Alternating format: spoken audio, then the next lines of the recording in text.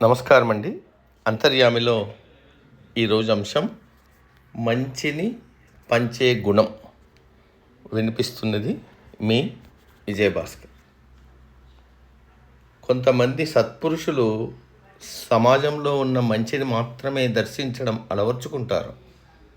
హంస పాల నుంచి నీటిని వేరు చేసినట్లు మనుషుల్లో ఉన్న చెడును పరిహరించడం వారికి చిటికెలో పని. కాలానుగుణంగా ఆధునిక జీవనం గడుపుతున్న మహర్షులు వాళ్ళు.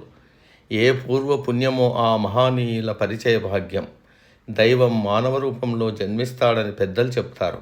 అందుకు సాక్ష్యం అటువంటి మహానుభావులు. అందరిలో మంచిని దర్శించడమే కాకుండా ప్రతి ప్రాణికి తాము చేయగలిగిన మంచిని ఆచరించి చూపి మానవాళికి ఆదర్శంగా నిలుస్తారు. సృష్టి నిర్మాణం గురించి తెలియజేస్తూ పౌరాణికులు ఈ జగత్తు సర్వం మాయా మోహాలతో నిండి ఉందని చెప్తారు. సాధారణ మనుషులు బలహీన మనస్కులు కావడం వల్ల సత్యాన్ని తెలుసుకోలేరు, ధనానికి వశులవుతారు, దురలవాట్లకు లోనవుతారు. అలాంటి సమయంలో ఆదర్శప్రాయ వ్యక్తిత్వం కలిగిన మహాపురుషులు తెరపైకి వస్తారు.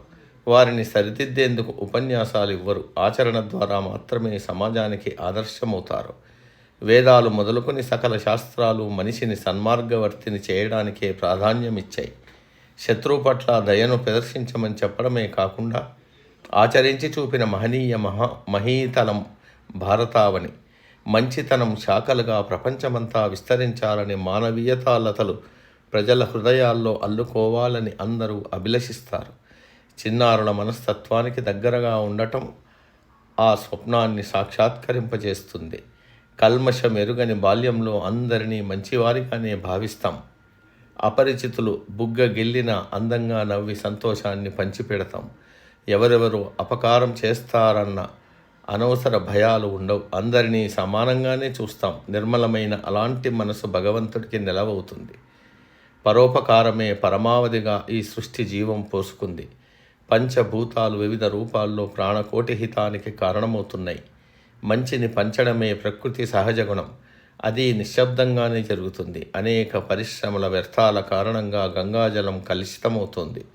అయినప్పటికీ పావనగంగ మనిషిపై అలక పూనడం లేదు. ఆవిరిగా గగనానికి ఎగిసి అమృత తుల్యమైన మంచినీరుగా భూమిని చేరుతోంది. ఇతరులు చెడు చేస్తున్నప్పటికీ మంచిని పంచే ఈ గుణం కటిక అమావాస్యలో కాంతి కిరణం లాంటిది. మానవ జాతిని ముందుకు నడిపేది అత్యంత అరుదుగా ఈ గుణం కలిగిన మహనీయులే. మానవ జన్మ ప్రేమను పంచడంతో పునీతమవుతుంది. అందుకు సర్వత్రా మంచిని మాత్రమే దర్శించాలి.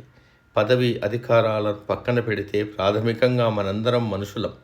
ఎంతోమందికి సహాయ సహకారాలను అందించడానికి జీవితం ఎన్నో అవకాశాలనిస్తుంది. ఆహార పాత్రలో మిగిలిపోయే 4 మెతుకులు సైతం అల్ప ప్రాణులకు ప్రాణాధారమవుతాయి. సంతోషం జనించడానికి ఆ కారణం సరిపోతుంది కదా. ఇలాంటి చిన్న చిన్న ఆనందాలను పెంచుకుంటూ వెళ్తే, మంచిని పంచుకుంటూ వెళ్తే అందరూ కోరుకునేది అదే. భగవంతుడితో సహా. సమాప్తం. సర్వే జన సుఖినో భవంతు. అందరూ బాగుండాలి, అందులో మనం ఉండాలి.